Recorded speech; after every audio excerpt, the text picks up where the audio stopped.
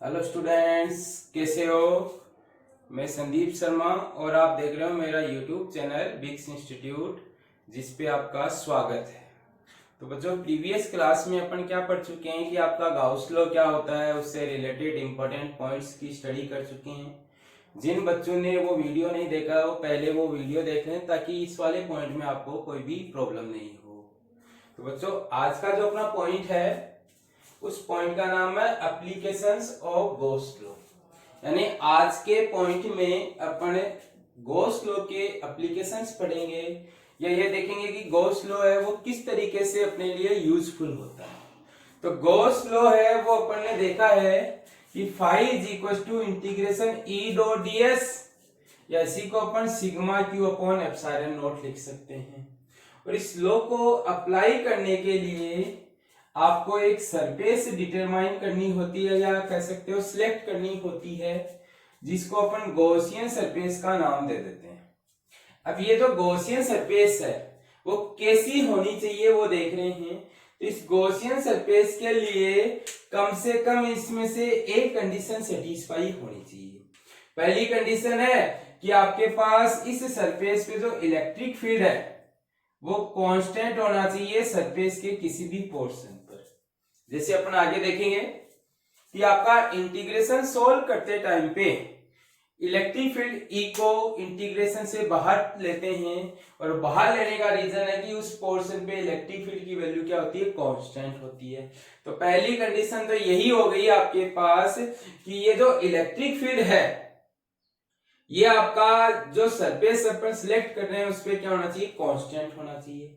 दूसरा पॉइंट ये है कि आपका जो एरिया वेक्टर होता है गॉसियन सरफेस पे वो इलेक्ट्रिक फील्ड के या तो पैरेलल हो या परपेंडिकुलर हो, यानी कि दोनों में से कोई सी भी कम से कम एक कंडीशन अगर सेटिस्फाई होती है तो अपना जो गॉसियन सरफेस अपन सिलेक्ट करते हैं उसमें इलेक्ट्रिक फील्ड की कैलकुलेशन करना अपने लिए क्या होता है, इजी होता है।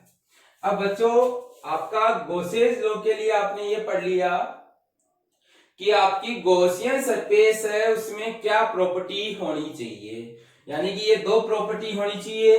पहली प्रॉपर्टी, सरफेस के किसी भी पोर्शन पर इलेक्ट्रिक फील्ड है वो कांस्टेंट होना चाहिए। दूसरी प्रॉपर्टी है कि आपका जो एरिया वेक्टर होता है गॉसियन सरफेस पे वो आपका इलेक्ट्रिक फील्ड के या तो पैरेलल होगा या क्या होगा, परपेंडिकुलर होगा। अगर ये दो कंडीशन सेटिस्फाई होती है तो अपन जो भी गॉसियन सरफेस सिलेक्ट करेंगे उसमें आपकी इलेक्ट्रिक फील्ड की कैलकुलेशन करना इजी होगा। अब आपके पास इसमें फर्स्ट एप्लीकेशन आता है, एप्लीकेशन नंबर फर्स्ट, जिसमें अपन इलेक्ट्रिक फील्ड इंटेंसिटी निकाल रहे हैं due to an infinite line charge. अब इनफाइनाइट लाइन चार्ज का मीनिंग क्या है कि आपके पास ये कोई एक वायर है और इस वायर की इस साइड लेंथ है वो भी आपकी इनफाइनाइट है, और इस साइड लेंथ है वो भी क्या आपके पास इनफाइनाइट है। यानी कि ये आपने एक वायर सिलेक्ट किया है और ये वायर है, इसको आपने चार्ज किया, यानी कि इस पे अपन ये अभी प्लस चार्ज कंसीडर कर रहे हैं तो ये पॉजिटिव चार्ज अपन ने इसको सप्लाई कर दिया। अब जैसे ही आप इस पॉजिटिव चार्ज सप्लाई करोगे तो इस तरीके को नाम दिया जाता है आपका लाइन चार्ज। यानी कि आपका जो चार्ज है वो किस पे डिस्ट्रीब्यूट है, वायर पे डिस्ट्रीब्यूट है, और वायर पे डिस्ट्रीब्यूट है या आप कह सकते हो चार्ज डिस्ट्रीब्यूटेड अलोंग लेंथ। यानी कि अगर आपने चार्ज को लेंथ के अलोंग डिस्ट्रीब्यूट कर दिया तो आपके पास जो चार्ज डिस्ट्रीब्यूशन होता है उस चार्ज डिस्ट्रीब्यूशन को नाम दिया जाता है आपका लाइन चार्ज आपके पास। तो ये तो आपका लाइन चार्ज का मीनिंग है। अब अपन क्या देख रहे हैं कि आपको निकालना है इलेक्ट्रिक फील्ड इंटेंसिटी, और इलेक्ट्रिक फील्ड इंटेंसिटी में आपका एक तो होता है मैग्नीट्यूड और दूसरी होती है डायरेक्शन। तो अपन पहले क्या कर रहे हैं कि ये जो लाइन चार्ज है जिसकी लेंथ इनफाइनाइट है, इनफाइनाइट लेंथ का मीनिंग आपके पास अपन ने बता दिया कि इसकी लेंथ है वो लॉन्ग लेंथ होगी। अब इस इनफाइनाइट लाइन चार्ज का इलेक्ट्रिक फील्ड है वो किस डायरेक्शन में होगा, पहले अपन वो देख रहे हैं आपके पास, फिर मैग्नीट्यूड देखेंगे। तो ये डायरेक्शन कैलकुलेट करने के लिए ये अपन ने कोई लाइन चार्ज कंसीडर किया है ए बी, और इस लाइन चार्ज ए बी के सेंटर में मैंने एक ये कोई पॉइंट ओ कंसीडर किया है, ओ पॉइंट, और इस ओ पॉइंट से आर डिस्टेंस पे ये आपका एक कोई पी पॉइंट है जिस पर अपन को क्या करना है, इलेक्ट्रिक फील्ड फाइंड आउट करना है। दोबारा सुनना बच्चों, आपके पास ये कोई लाइन चार्ज ए बी है, इस लाइन चार्ज ए बी के सेंटर में अपन ने कोई पॉइंट ओ कंसीडर किया है जिससे परपेंडिकुलर डिस्टेंस आर पर एक पॉइंट पी है जिस पर अपन को इलेक्ट्रिक फील्ड इंटेंसिटी की डायरेक्शन क्या करनी है, फाइंड आउट करनी है। अब ये डायरेक्शन निकालने के लिए मैंने इस ओ से एल लेंथ ऊपर और एल लेंथ नीचे दो इक्वल लेंथ के एलिमेंट कंसीडर किया। पहला एलिमेंट A1 है और दूसरा एलिमेंट आपके पास A2 है, यानी कि आपने इस लाइन चार्ज के सेंटर पॉइंट O से L डिस्टेंस ऊपर और L डिस्टेंस नीचे ये आपने कोई दो एलिमेंट कंसीडर किए हैं। ये आपका है एलिमेंट फर्स्ट, इसको स्मॉल एलिमेंट कह रहे हैं जिसकी लेंथ अपन ने dl मानी है, और इस पे जो चार्ज है वो अपन कितना कंसीडर कर रहे हैं, dq। ऐसे ये आपके पास है एलिमेंट सेकंड या स्मॉल एलिमेंट सेकंड जिसकी लेंथ अपन ने dl कंसीडर कर ली, और इस पे जो चार्ज है वो अपन ने कितना कंसीडर कर लिया, dq कंसीडर कर लिया। तो ये आपका फर्स्ट प्रोसेस है। वायर लिया, वायर के सेंटर पॉइंट O से r डिस्टेंस पे कोई पॉइंट P है जिस पे अपन को इन दोनों के कारण प्रोड्यूस होने वाला इलेक्ट्रिक फील्ड निकालना है। इस वायर के कारण प्रोड्यूस होने वाले इलेक्ट्रिक फील्ड की डायरेक्शन निकालनी है, और ये डायरेक्शन निकालने के लिए अपन ने L डिस्टेंस ऊपर और L डिस्टेंस नीचे दो स्मॉल एलिमेंट कंसीडर किए हैं जिनका चार्ज dq है। कोई दिक्कत नहीं बच्चों यहाँ तक। अब आप इसको अगर पॉइंट चार्ज कंसीडर करोगे, किसको, A1 को, तो इस A1 के कारण P पॉइंट पे जो इलेक्ट्रिक फील्ड प्रोड्यूस होगा वो आप इस डायरेक्शन में लिख सकते हो, और इस इलेक्ट्रिक फील्ड को नाम दे दिया मैंने dE1। तो बच्चों आपका dE1 क्या है, ये जो एलिमेंट A1 लिया है इसके कारण P पॉइंट पर प्रोड्यूस होने वाले इलेक्ट्रिक फील्ड है dE1 जिसकी डायरेक्शन किस तरफ है, A1P, क्योंकि पॉजिटिव चार्ज है और पॉजिटिव चार्ज की डायरेक्शन कैसी होती है, आउटवर्ड होती है। कोई दिक्कत नहीं है बच्चों। अब अपन ने ये बोल दिया कि ये जो आपके पास dE1 है वो इस OP के साथ यहाँ कितना एंगल फॉर्म कर रहा है, थीटा एंगल फॉर्म कर रहा है। तो आप कह सकते हो कि सर ये जो थीटा एंगल है तो ये वाला एंगल भी कितना हो जाएगा, थीटा एंगल हो जाएगा। बच्चों क्या किया आपने इस A1 जो एलिमेंट कंसीडर किया इसके कारण P पॉइंट पर प्रोड्यूस होने वाले इलेक्ट्रिक फील्ड की डायरेक्शन को डिनोट किया जो A1 से P है, जो इस OP लाइन के साथ थीटा एंगल बना रही है। अगर ये थीटा एंगल है तो अपोजिटली ये एंगल होने के कारण ये भी थीटा हो गया। अब आपके पास ये एक वेक्टर है जो इस लाइन के साथ कितना एंगल फॉर्म कर रहा है, थीटा एंगल फॉर्म कर रहा है। तो आप कहोगे कि इस वेक्टर के कंपोनेंट आएंगे, तो एक तो आपका इधर कंपोनेंट आएगा, एक आपका इधर कंपोनेंट आएगा। यानी इस dE1 वेक्टर का एक तो इस लाइन के अलोंग कंपोनेंट है और एक इस लाइन के अलोंग कंपोनेंट है। और आपको पढ़ाया गया है कि लाइन के अलोंग जो कंपोनेंट होता है वो कोस का होता है, तो आप इसको लिख सकते हो dE1 cos थीटा। यानी कि ये वाला जो एलिमेंट है इसका ये जो कंपोनेंट है इसको लिख रहे हैं dE1 cos थीटा, और ये वाला जो कंपोनेंट आया इसको आप लिख सकते हो dE1 sin थीटा। बच्चों एक बार दोबारा रिवाइज कर लो, क्या देख रहे हैं कि इस A1 के कारण P पॉइंट पर जो इलेक्ट्रिक फील्ड प्रोड्यूस हुआ वो A1 P डायरेक्शन में dE1 है, जो इस लाइन के साथ कितना एंगल फॉर्म कर रहा है, थीटा एंगल फॉर्म कर रहा है। अगर ये थीटा एंगल है तो इस DE1 के वेक्टर के दो कंपोनेंट आएगा, एक तो इधर आएगा, एक इधर आएगा। इधर वाला कंपोनेंट कोस का है, इधर वाला कंपोनेंट किसका, साइन का। सिमिलरली अगर आप इस A2 का P पॉइंट पे इलेक्ट्रिक फील्ड रिप्रेजेंट करोगे तो ये आपको इधर मिलेगा, जिसको अपन ने नाम दे दिया है DE2। यानी कि ये वाला इलेक्ट्रिक फील्ड DE2 जो आया है वो किसका आया है, A2 एलिमेंट का आया है। और ये A2 एलिमेंट का जो इलेक्ट्रिक फील्ड है वो भी OP लाइन के साथ यहां एंगल अगर थीटा बनाता है तो ये वाला एंगल भी कितना हो गया, थीटा एंगल हो गया। अब सिमिलरली जैसे अपन ने नीचे वाले इलेक्ट्रिक फील्ड को कंपोनेंट में ब्रेक किया, वैसे आप इसको कंपोनेंट में ब्रेक करो। इसको कंपोनेंट में ब्रेक करते हैं तो आपके पास ये एक कंपोनेंट तो इधर आएगा और एक कंपोनेंट आपका इधर आएगा। इधर वाले कंपोनेंट को अपन रिप्रेजेंट कर रहे हैं आपका लाइन के लोंग है, तो आप इसको लिख सकते हो DE2 cos थीटा, और इस कंपोनेंट को अपन लिख सकते हैं DE2 sin थीटा।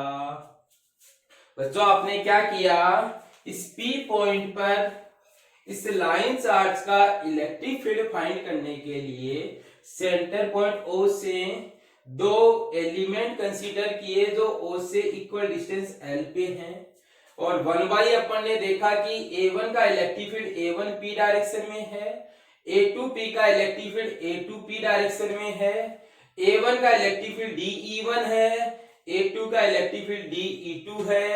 इनको कंपोनेंट्स में ब्रेक किए तो कोस कंपोनेंट तो एक डायरेक्शन में आ रहे हैं और साइन कंपोनेंट अपोजिट डायरेक्शन में आ रहे हैं। तो आप ये कह सकते हो कि on resolving electric field along OP, यानी OP के along and perpendicular to OP, यानी इस OP के perpendicular, we note that their perpendicular components कौन से हैं, DE1 sin थीटा और DE2 sin थीटा कैंसल। अब कैंसिल क्यों हो रहे हैं, क्योंकि आपके पास दोनों अपोजिट डायरेक्शन में हैं और अपोजिट डायरेक्शन में है तो ये दोनों कैंसिल हो गए। वाइल कंपोनेंट अलोंग OP के अलोंग कौन से हैं, DE1 cos थीटा और DE2 cos थीटा 8। तो आप ये कह सकते हो कि जब अपन ने इस वायर पे दो एलिमेंट कंसीडर करके जब इलेक्ट्रिक फील्ड को अलोंग द लाइन और परपेंडिकुलर टू द लाइन अगर अपन ने रिसोल्व किया तो हमने ये देखा कि इसके जो परपेंडिकुलर कंपोनेंट साइन थीटा के जो कंपोनेंट है वो तो अपोजिट होने के कारण कैंसिल हो गए, और जो आपके पास अलोंग द लाइन कंपोनेंट थे कौन से, कोस के, वो एक ही डायरेक्शन में एड होने के कारण एड हो गए। तो आप ये कह सकते हो कि इस तरीके से अगर इस पेपर डिफरेंट एलिमेंट लेते हैं तो उनके परपेंडिकुलर कंपोनेंट तो कैंसिल होते जाएंगे और फिर ये जो अलोंग द लाइन कंपोनेंट है वो क्या होते जाएंगे, आपके ऐड होते जाएंगे। तो आप ये कह सकते हो कि the electric field due to infinite line charge is directed perpendicular to the line charge. अब इस लाइन का मीनिंग क्या है वो देखो, अगर आपके पास ये पॉजिटिव चार्ज है, कैसा लाइन चार्ज, और इस पॉजिटिव चार्ज के कारण अगर अपन को यहाँ P पॉइंट पे डायरेक्शन शो करनी है, ऐसे अगर मैं मान लो कोई नेगेटिव चार्ज लूं और आपको इस P पॉइंट पे डायरेक्शन शो करनी हो किसकी, इलेक्ट्रिक फील्ड की, तो आपको ये लाइन ध्यान रखनी है कि आपकी इनफाइनाइट लाइन चार्ज की इलेक्ट्रिक फील्ड है वो डायरेक्टेड होता है किसमें, perpendicular to the line charge. तो अब इस लाइन चार्ज के परपेंडिकुलर ड्रॉ करो, ये अपन ने एक परपेंडिकुलर ड्रॉ कर दिया जो इसको ज्वाइन कर रहा है पॉइंट से, और ये आपने एक परपेंडिकुलर ड्रॉ कर दिया जो इस लाइन को ज्वाइन कर रहा है। अब बोल रहा है रेडियली डायरेक्शन। रेडियली डायरेक्शन का मीनिंग हो गया लाइन के अलोंग, और लाइन के अलोंग होगा तो आप कहोगे या तो आउटवर्ड आएगा या इनवर्ड आएगा। डिपेंड करेगा कि चार्ज कैसा है, पॉजिटिव है या नेगेटिव है। तो आपके पास फर्स्ट वर्ड आ रहा आउटवर्ड, तो आप कह सकते हो कि अगर आपका पॉजिटिव चार्ज है तब तो इलेक्ट्रिक फील्ड होगा आउटवर्ड, और अगर आपका नेगेटिव चार्ज है तब इलेक्ट्रिक फील्ड है वो होगा इनवर्ड। तो बच्चों आपको क्वेश्चन ऐसे पूछ सकते हैं कि प्रूव करो किसी लाइन चार्ज डेंसिटी का इलेक्ट्रिक फील्ड है वो लाइन चार्ज के परपेंडिकुलरली आउटवर्ड या इनवर्ड होता है। तो आप ये कह सकते हो कि अपन एलिमेंट कंसीडर करेंगे, उनको इलेक्ट्रिक फील्ड शो करेंगे और उस इलेक्ट्रिक फील्ड को कंपोनेंट्स में ब्रेक करेंगे तो देखेंगे परपेंडिकुलर कंपोनेंट कैंसिल हो रहे हैं, पैरेलल कंपोनेंट या लाइन के अलोंग कंपोनेंट ऐड हो रहे हैं, जिनके कारण नेट फील्ड है वो या तो आउटवर्ड मिलेगा या इनवर्ड मिलेगा। और आउटवर्ड और इनवर्ड भी कैसे होगा, रेडियली। रेडियली का मीनिंग ये जो लाइन चार्ज आपको गिवन होगा उसके साथ एक परपेंडिकुलर ड्रॉ करना है जो वायर को पॉइंट से ज्वाइन करेगा। ये आपका परपेंडिकुलर है जो इस वायर को इस पॉइंट से ज्वाइन कर रहा है, और ज्वाइन करने वाली लाइन के अलोंग या तो आउटवर्ड होगा या इनवर्ड होगा। तो बच्चों अभी अपन ने क्या सीखा कि एक तो गॉस लॉ अप्लाई करने के लिए जो अपन सरफेस लेते हैं उसमें ये दो कंडीशन होनी चाहिए, कम से कम एक तो होनी चाहिए। दो कंडीशन कौन सी है कि आपके पास जो इलेक्ट्रिक फील्ड है वो सरफेस के किसी पोर्शन पे कांस्टेंट होना चाहिए। दूसरी कंडीशन आपकी क्या है कि आपका एरिया एलिमेंट है वो इलेक्ट्रिक फील्ड के साथ या तो पैरेलल हो या परपेंडिकुलर हो। दूसरा आता है कि अगर आपका कोई लाइन चार्ज है यानी कि किसी बॉडी पर चार्ज आपका लेंथ के अलोंग डिस्ट्रीब्यूट है तो उसको अपन लाइन चार्ज कह देते हैं, और वो लाइन चार्ज अगर है तो उसका इलेक्ट्रिक फील्ड है वो किस डायरेक्शन में होगा। तो इसके लिए आपको कंपोनेंट में ब्रेक करना है, कंपोनेंट लेने हैं, और कंपोनेंट लेने के बाद में आप देखोगे कि पैरेलल कंपोनेंट या along the line component add हो रहे हैं और आपके परपेंडिकुलर कंपोनेंट कैंसिल हो रहे हैं, इसलिए इलेक्ट्रिक फील्ड रेडियली आउटवर्ड होगा या रेडियली इनवर्ड होगा। वो डिपेंड करेगा नेचर ऑफ चार्ज पे। अगर नेचर ऑफ चार्ज पॉजिटिव है तो आउटवर्ड होगा, नेचर ऑफ चार्ज अगर नेगेटिव है तो इनवर्ड होगा। कोई प्रॉब्लम नहीं है बच्चों, इसका स्क्रीनशॉट ले लीजिए, फिर अपन इसका मैग्नीट्यूड भी क्या करते हैं, कैलकुलेट करते हैं।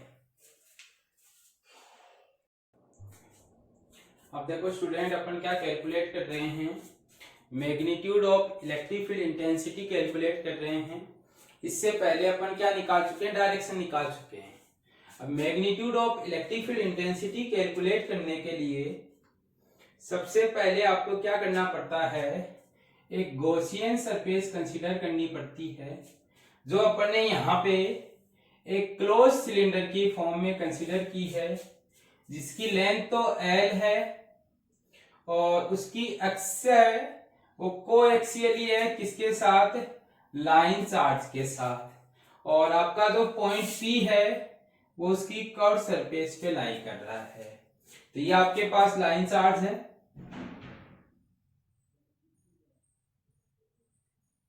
और लाइन चार्ज कैसा कंसीडर किया था अपन ने, इनफाइनाइट लेंथ का। तो ये आपका इनफाइनाइट लेंथ का एक कोई लाइन चार्ज ए बी है, और इसको क्लोज करने के लिए ये अपन ने एक गॉसियन सरफेस फॉर्म की है, और ये गॉसियन सरफेस इस तरीके से फॉर्म की गई है कि सिलेंडर की जो एक्सिस है यानी ये वाली एक्सिस है वो इस लाइन चार्ज के क्या हो रही है, कोएक्सियली है यानी कोइंसाइड हो रही है। आप इसको नाम दे सकते हो कि ये आपने क्या बनाई है, गॉसियन सरफेस बनाई है। और इस लाइन चार्ज की जो लीनियर चार्ज डेंसिटी है वो कितनी है, लेमडा है। तो आपका लेमडा है वो क्या है आपके पास यहाँ पे, लीनियर चार्ज डेंसिटी, यानी इसको आप नाम दे सकते हो लीनियर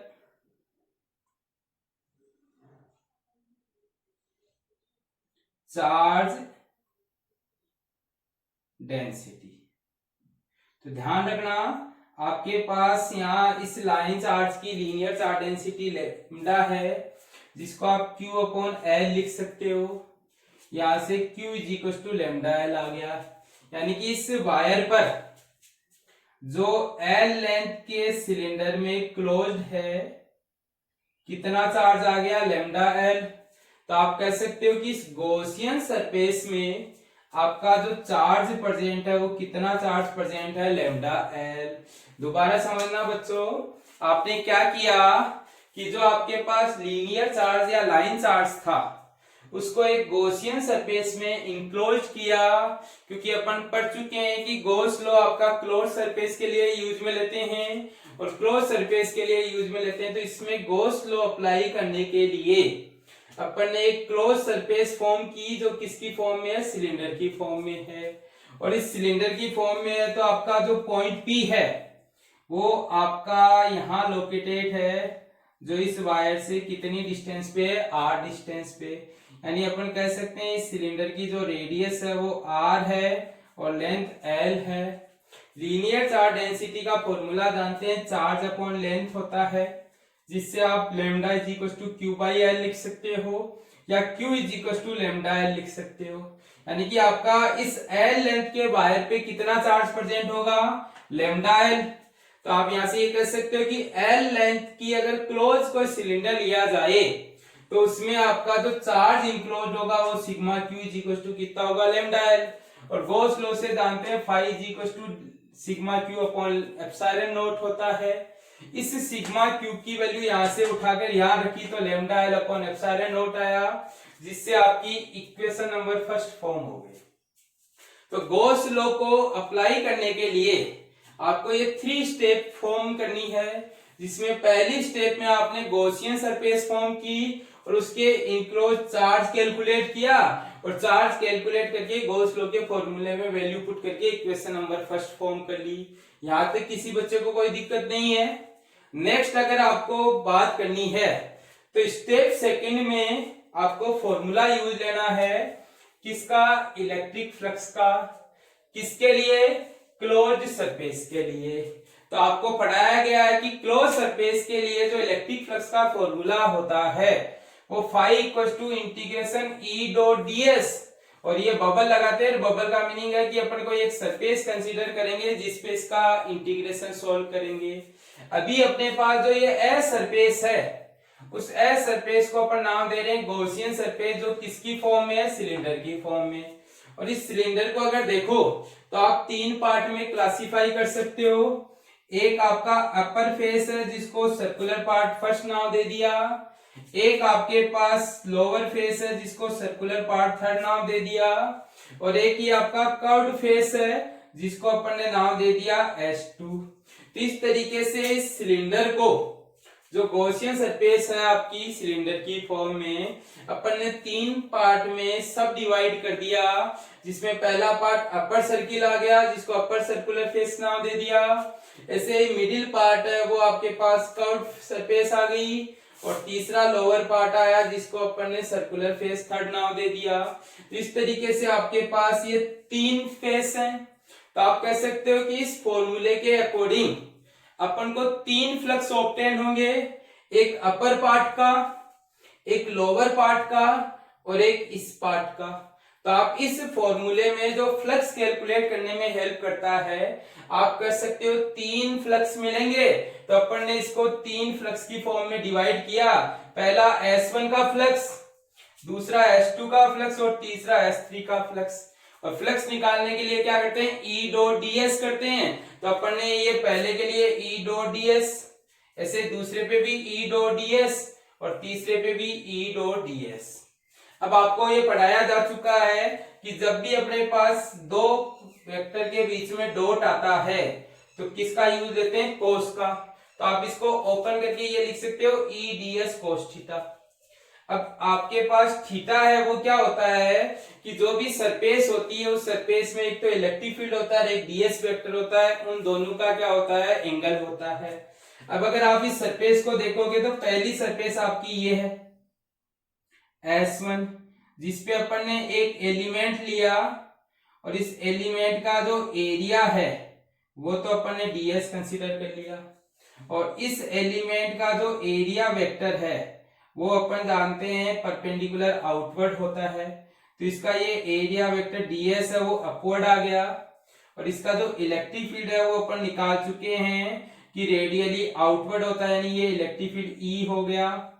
तो आप कह सकते हो कि सर यहाँ पे जो एंगल अब हमको दिखाई दे रहा है वो कितने डिग्री का एंगल दिखाई दे रहा है, 90 डिग्री का। ऐसे अगर आप नीचे कोई एक और एरिया एलिमेंट कंसीडर करते हो, जैसे अपन ने यहाँ एक दूसरा एरिया एलिमेंट नीचे वाली सरफेस पे कंसीडर किया जिसका एरिया वेक्टर ds डाउनवर्ड है और इलेक्ट्रिक फील्ड इधर E है, तो आप इसको देख के ये बोल सकते हो कि सर यहाँ पे भी जो एंगल है वो कितने डिग्री का बन रहा है, 90 डिग्री का बन रहा है। तीसरा, अगर अपन इस S2 पे कोई एरिया एलिमेंट कंसीडर करते हैं तो इसका इलेक्ट्रिक फील्ड और एरिया एलिमेंट दोनों एक ही डायरेक्शन में हैं, और एक ही डायरेक्शन में है, तो आप यहाँ पे ये लिख सकते हो कि सर यहाँ एंगल है वो 0 डिग्री का बन रहा है आपके पास। तो आपने क्या कैलकुलेट किया, S1 पे थीटा की वैल्यू निकाल ली, S2 पे थीटा की वैल्यू निकाल ली, और S3 पे थीटा की वैल्यू निकाल ली। तो आप कह सकते हो कि S1 और S3 सरफेस पे E परपेंडिकुलर है ds के, तो यहाँ थीटा 90 होने के कारण कोस थीटा 0 हो गया, और S2 सरफेस पे E पैरेलल है ds के, देखो तो आप कह सकते हो यहाँ थीटा 0 होने के कारण कोस थीटा की वैल्यू 1 हो गई। तो आप ये तीनों कोस थीटा की वैल्यू यहाँ पुट कर सकते हैं, तो यहाँ कोस थीटा 0 हो गया, यहाँ कोस थीटा 0 हो गया, यहाँ कोस थीटा 1 हो गया। तो आपने यहाँ 0 लिख दिया, यहाँ 0 लिख दिया, यहाँ 1 लिख दिया, तो यहां से निकल कर आया इंटीग्रेशन S2 E ds, ये 0 बन गया और ये 0 बन गया, तो ये बचा।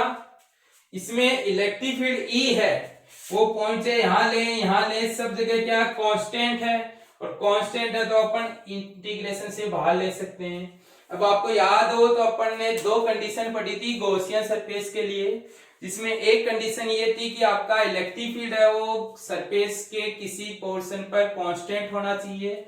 इलेक्ट्रिक फील्ड कांस्टेंट है इसलिए बाहर ले लिया, ये इंटीग्रेशन ds। अब इंटीग्रेशन ds किसका, S2 का, और इसका मीनिंग है curved surface area of cylinder, यानी कि H2 आपको जो पार्ट दिख रहा है, जो आप कह सकते हो कि ये सिलेंडर लिया जाए तो इसके चारों ओर का ये एरिया चाहिए, और ये एरिया अपन सिलेंडर के फॉर्मूले से ये लिख सकते हैं 2 पाई RL के इक्वल होता है। तो आप यहां से इस ds की जगह 2 पाई RL रख सकते हो, जिससे इक्वेशन सेकंड बनी E इंटू 2 पाई RL। अब बच्चों इसको देखो दोबारा समझो। सबसे पहले आपने क्या किया, इलेक्ट्रिक फ्लक्स का फॉर्मूला लिखा क्लोज सरफेस के लिए। इसमें अपनी जो सरफेस है वो सिलेंडर की फॉर्म में, इसलिए इसको 3 पार्ट में क्लासिफाई किया। 3 पार्ट में क्लासिफाई करने का मीनिंग 3 फ्लक्स ऑब्टेन होंगे, S1 से, S2 से, S3 से। तो अपन ने इस फाई को 3 पार्ट में लिख दिया, S1 का फ्लक्स, S2 का फ्लक्स और S3 का फ्लक्स। अब अगर आप इसको देखोगे तो देखने पर पता चला कि सर डॉट आ रहा है, डॉट का मीनिंग कोस थीटा अप्लाई करना है, तो अपन ने तीनों के साथ कोस थीटा अप्लाई कर दिया। अब जैसे कोस थीटा अप्लाई किया तो अपन जानते हैं थीटा क्या होता है, E और ds के बीच का एंगल। तो अपन ने इस सरफेस पे ds बनाया तो अपवर्ड है, इलेक्ट्रिक फील्ड इधर है, तो यहाँ थीटा 90 बना, यहाँ पे भी थीटा 90 बना, और यहाँ थीटा 0 बना। तो यहाँ 90 रखा, यहाँ 90 रखा, तो कोस 90 0, कोस 90 0, कोस 0 1, यहाँ से 0 0 और 1 आ गया। सोल्व किया तो ये इतना ही बचा। इसमें इलेक्ट्रिक फील्ड E को बाहर ले लिया तो इंटीग्रेशन ds आया। इंटीग्रेशन ds किस पे निकाल रहे हैं, S2 पर, और S2 का मीनिंग इसका एरिया चाहिए जिसका एरिया 2 पाई RL है। तो अपन ने ये इक्वेशन नंबर सेकंड फॉर्म कर ली। बच्चों बस आपका मेन काम यही है। अब मैथमेटिक्स चालू होने वाली है। स्टेप फर्स्ट में इक्वेशन फर्स्ट है, स्टेप सेकंड में इक्वेशन सेकंड है, दोनों को इक्विवेलेंट किया तो इसमें तो आ रहा E इंटू 2 पाई RL, और इसमें आ रहा lambda L upon epsilon not. L से L तो काट दिया, और ये 2 पाई RL यहाँ नीचे लाए तो E is equal to 1 upon 2 pi epsilon naught, और ये लैम्डा अपॉन में आर लिख दिया अपन ने।